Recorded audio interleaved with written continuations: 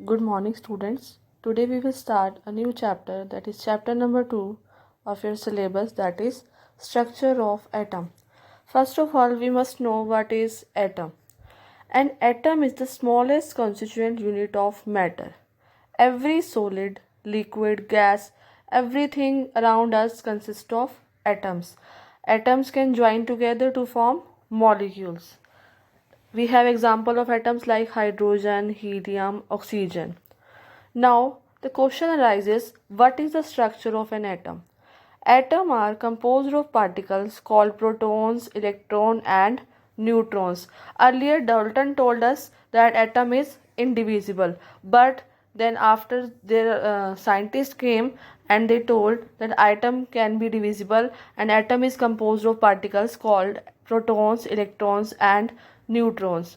Protons carry a positive charge, electrons carry a negative charge and neutrons carry no charge. Now, why we need to study about atom? In order to understand how elements react with each other, how they form compound, we need to understand the basis of atom. Just as a writer in English works with 26 letters of alphabet, a chemist works with 100 plus known elements, the fundamental and indivisible substances of all matter. So we need to study atom for compounds, molecules, and how do atoms react.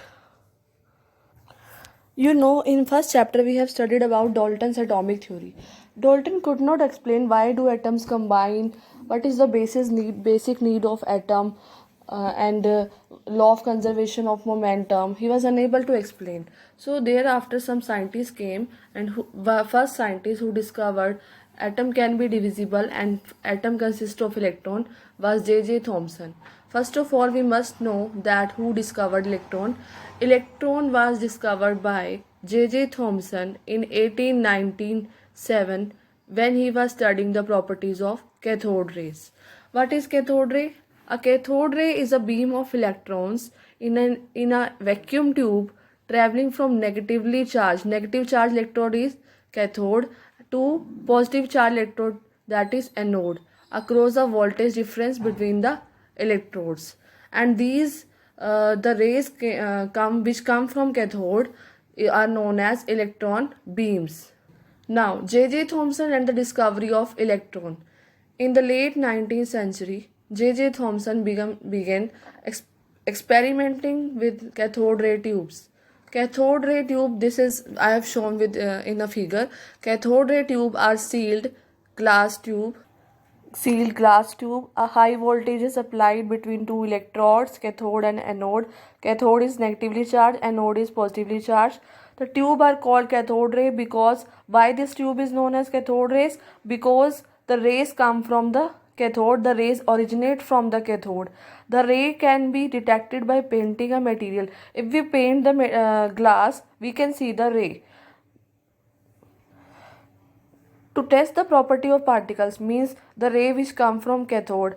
To test that, Thomson placed two positively charged electric plates around the cathode ray. The cathode ray was deflected away from negatively charged.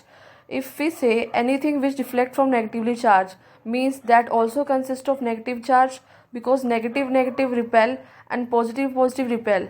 Unlike charges attract and like charges repel. So when he placed a negative charge electron and cathode deflected, it means the rays carry negative charge. This indicates the cathode ray was composed of negatively charged particle in which he named as electrons. So the conclusion was cathode ray is composed of negatively charged particles. The particle must exist as a part of atom, and the mass of each particle is 1 upon 1 by 12,000 mass of hydrogen atom, and he named it as electron. This is one of the subatomic particle of atom. In the next lecture, we will study about the discovery of proton. Thank you.